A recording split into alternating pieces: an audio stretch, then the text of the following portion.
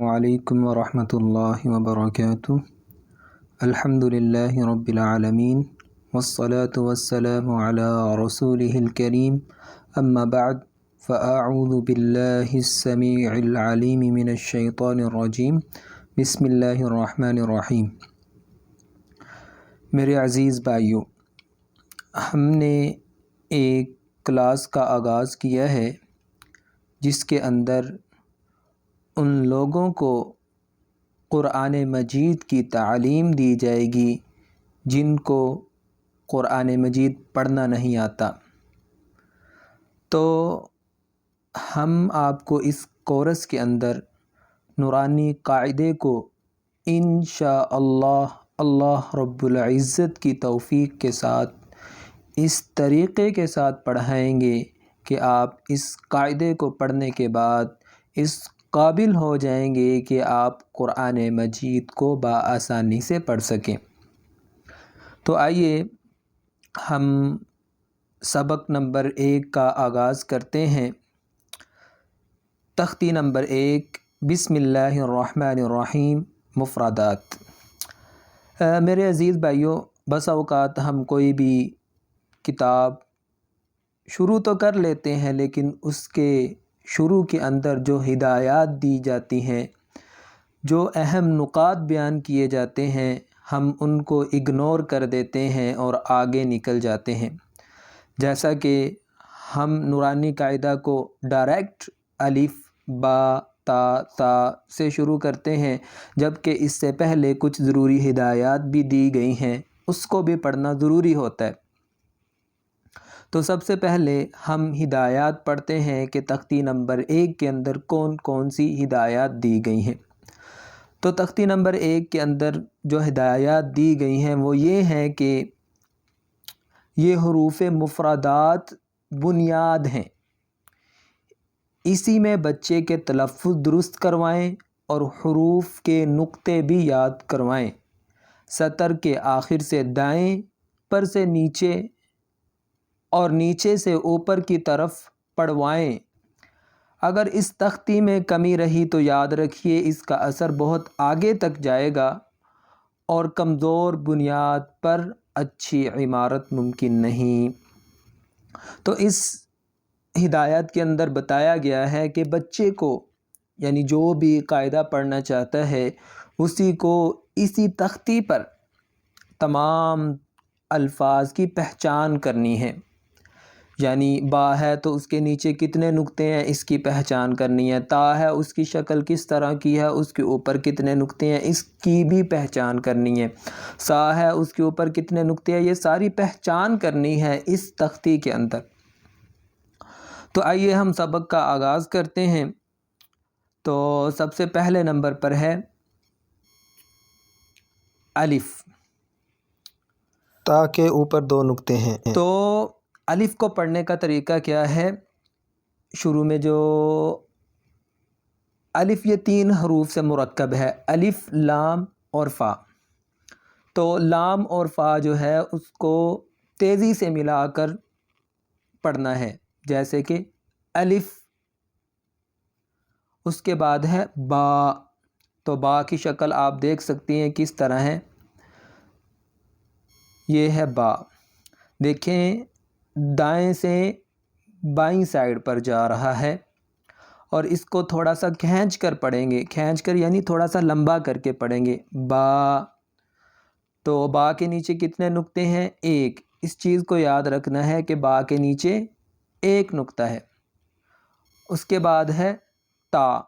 تا بھی بعینی ہی جس طرح با لکھا گیا ہے اسی شکل میں تا کو بھی لکھا گیا ہے، لیکن فرق صرف اتنا ہے کہ با کے نیچے 1 نقطہ تھا جبکہ ہے۔ تو چوتھے نمبر پر ہے سا۔ تو سا بھی بعینی ہی با کی طرح ہی لکھا گیا ہے، صرف اس کے اوپر 3 نقطے ہیں۔ اس کے بعد ہے جیم۔ دیکھیں جو جیم ہے اس کے نیچے بھی نقطہ ہوتا ہے اور جو با ہے اس کے نیچے بھی نقطہ ہی ہوتا ہے، لیکن دونوں کے اندر ہم نے فرق کس طرح کرنا ہے؟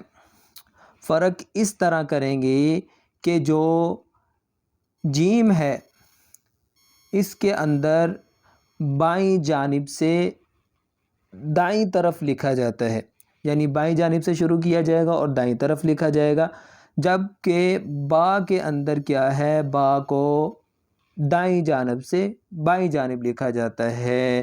تو اس چیز کا جو فرق ہے اس کو آپ نے اچھی طرح یاد رکھنا ہے۔ تو اس کے بعد آ جاتا ہے ہا۔ تو اب ہا دو قسم کے ہوتے ہیں، ایک ہے دو آنکھوں والا ہا جو آگے جا کے پڑھیں گے، ایک تو ابھی یہ ہم نے پڑھ رہے ہیں ہا، ایک تو یہ پڑھ رہے ہیں اور ایک آگے آئے گا جس کو دو آنکھوں والا ہا کہا جاتا ہے۔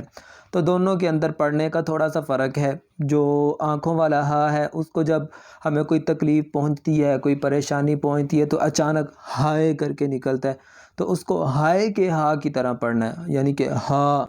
اور یہ جو ہا ہے اس کو پڑھنا ہے ہا، ہا اس طرح، اس کو پڑھنا ہے ہا، ہائے کی ہا کی طرح، اور اس کو پڑھنا ہے ہا۔ آگے ہے خا۔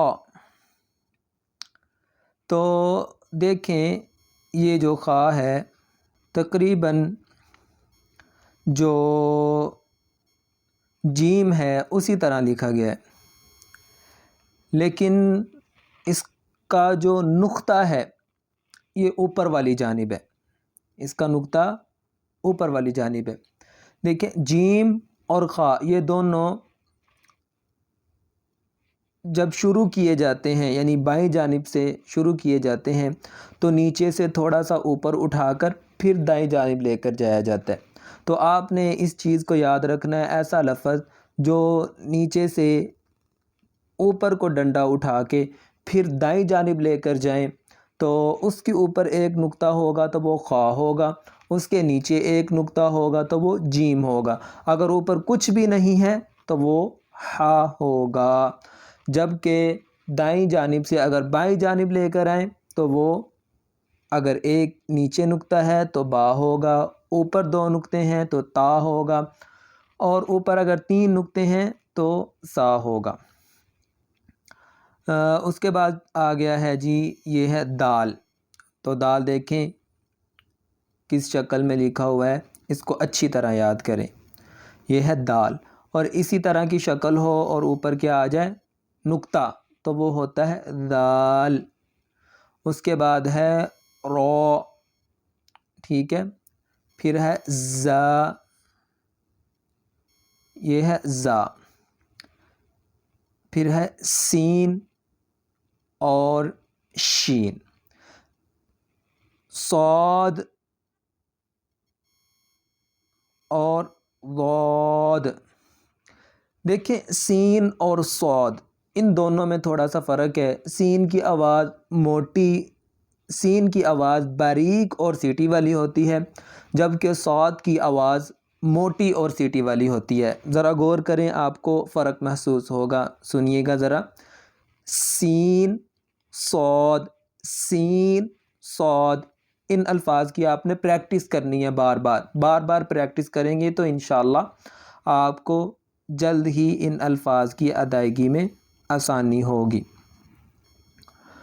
اس کے بعد ہے تو۔ اب دیکھیں ایک ہے تو اور ایک جو پیچھے ہم نے پڑھا ہے تا، دونوں کی آواز میں تھوڑا سا فرق ہے۔ تا کی جو آواز ہے جو دو نقطوں والا ہوتا ہے اس کی آواز ہوتی ہے باریک تا، جبکہ یہ جو تو ہے اس کی آواز ہوتی ہے موٹی تو تو۔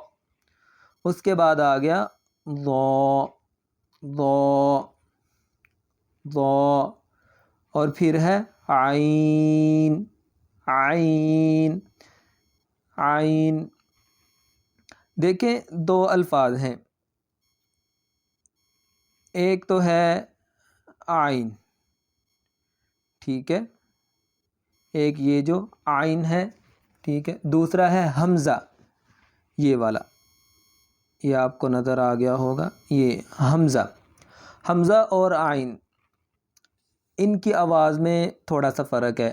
عین کی آواز کے اندر جب آپ عین کو ادا کریں گے تو گلے سے تھوڑی سی خراش آئے گی، عین عین عین عین عین، جبکہ حمزہ جو ہے اس کو ادا کرتے وقت سختی اور جھٹکا پایا جاتا ہے، ٹھیک ہے، حمزہ زہ، ٹھیک ہے، حمزہ۔ تو ان الفاظ کو اچھے سے یاد کریں اور ان کی مشق کیجئے گا۔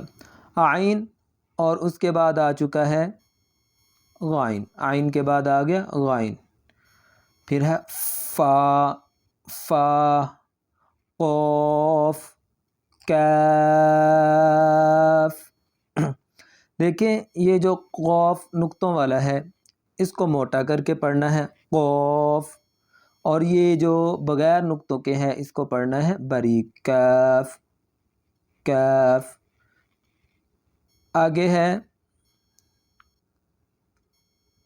لام، آگے آ چکا ہے لام، پھر اس کے بعد ہے میم، میم،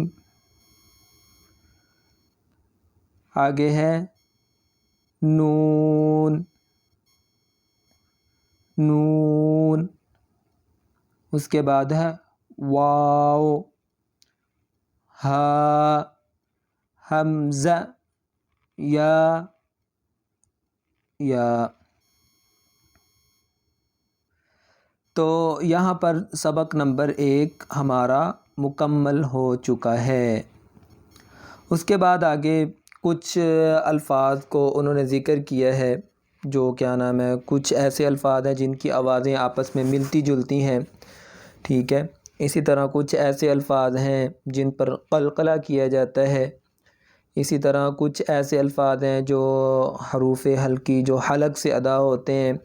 تو یہ جتنی بھی چیزیں ہیں ان کے ہم انشاءاللہ یہ جو جتنی بھی چیزیں ہیں ان کو انشاءاللہ ساتھ ساتھ پڑھیں گے۔